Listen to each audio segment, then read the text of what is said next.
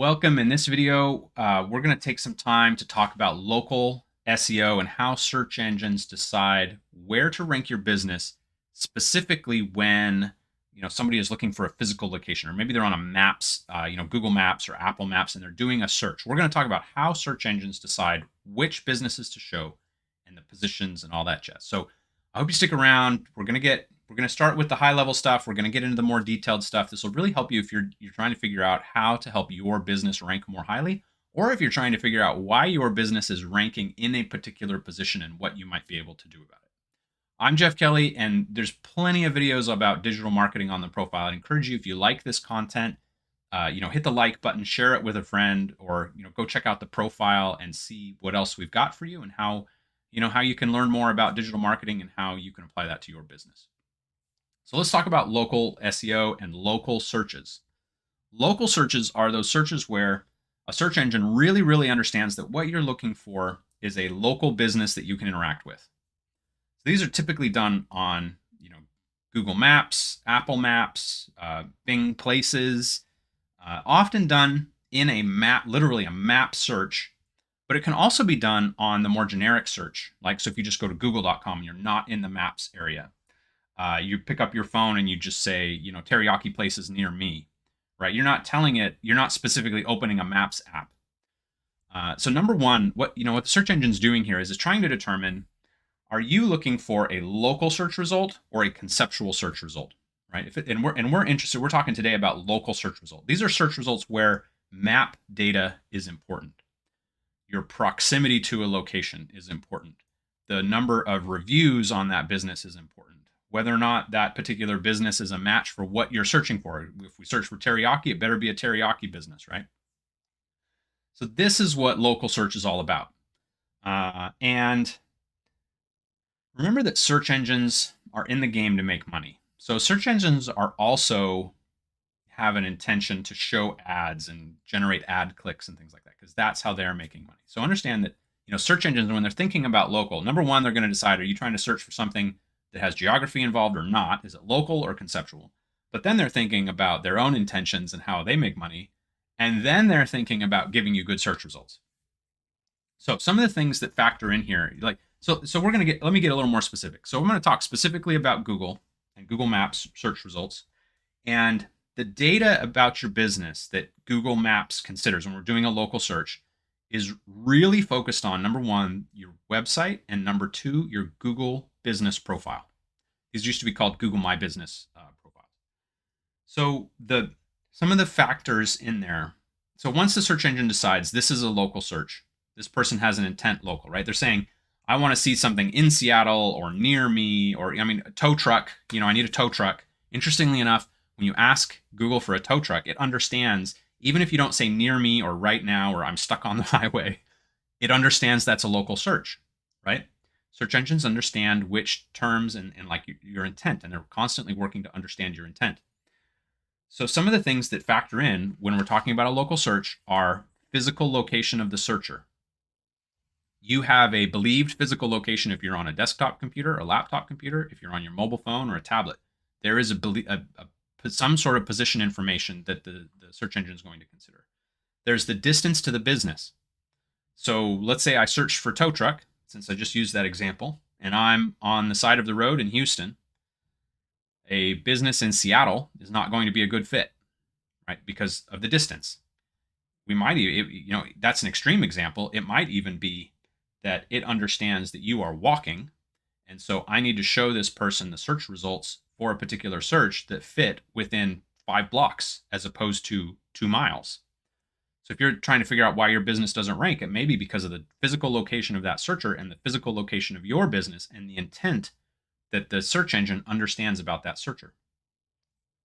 So intent is, I guess, really the next factor I would talk about here, since I've kind of opened that can of worms already.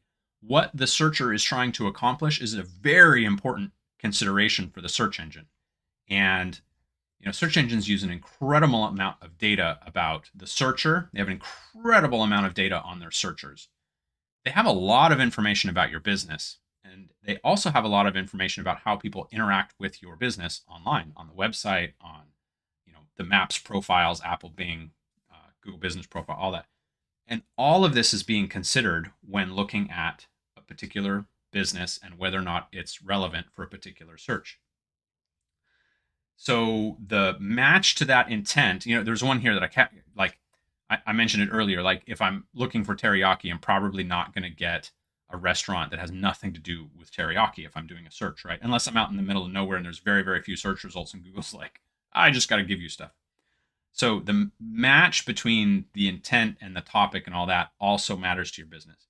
And then there's another really important factor, and that factor is what we would call here at Asset Lab, we would call that trustworthiness. The reason we call it trustworthiness is because we have a value around professionalism, and trustworthiness is part of that, right? So these are things like the number of reviews your business has on its Maps profile, your Google Business profile, and what the score is, the average score is. So there was a time for a while, we've seen a lot of experimentation in local search, particularly from Google, over the years, right? Like a lot of experimentation. For a little while, if you were in a major metro area and you did a search for anything on the maps, if a business had less than a 4-star review, it would not show up in search. It simply would not show up. We know that people prefer to do business with businesses that have a 4-star rating or above. And so Google also saw that. It could see the behavior of searchers and what they would do and how they would interact with the business. And so for a while, Google literally was not showing any businesses with less than a 4-star review. And so trustworthiness, right? Review score and number of reviews is a measure of trustworthiness. And sure, I might have 20 friends and I got all 20 friends to give me a 5-star review. And so until you kind of get to like 20 reviews, even the humans aren't going to believe your score, right? So there's kind of like the data aspect of it, like what's your count? But then there's the behavioral aspect that search engines can see about searchers, and that searchers don't necessarily trust your business. It like the score doesn't really matter if you've got 3 reviews, because somebody might be picking from a whole bunch of businesses with 3 reviews. There's really not a differentiator there. Another trustworthiness aspect for search engines is the consistency of the information about your business. You'll often hear this, there's businesses that just focus literally on this consistency, and a lot of local SEO packages. If you're going to work with somebody on search engine optimization, if you're getting a package that's focused on local search, one of the very, very first things they're going to do is they're going to want to build a whole bunch of different business profiles for you online. They're going to want to get, DuckDuckGo profiles and Yelp profiles and all these websites you've never heard of. They're going to want to get, like we do. This is one of the things we do. We get those profiles built all over the internet as quickly as we can. And not just built, but we want that data to be absolutely consistent across every single listing, because that's an indicator of trustworthiness. We've definitely seen situations, I guess we haven't seen them now for a little while, but a couple years ago, we saw some really clear examples of businesses we were working with where the name had changed, the phone number had changed, the address had changed. Those business listings were all over the place over time, just kind of depending on where they'd been built, right? A Chamber of Commerce listing, a Google listing, a Bing listing from some time. They were all inconsistent, and the business was never showing up in Google search results, no matter what you did. As soon as we got all of those listings consistent, the business started showing up in search results. So we know that the accuracy and consistency of data across the internet for a business makes an absolute difference in whether or not a search engine trusts a particular business and will show it in a local search result.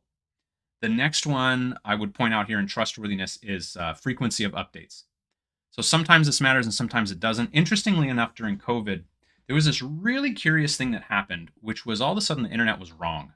Kind of no matter what you looked at when it came to a restaurant online, during those first few months of lockdown in any given market, it was wrong, right? You could not trust what the Google business profile said. You could not trust that that business was actually open. You could not trust that it was actually closed.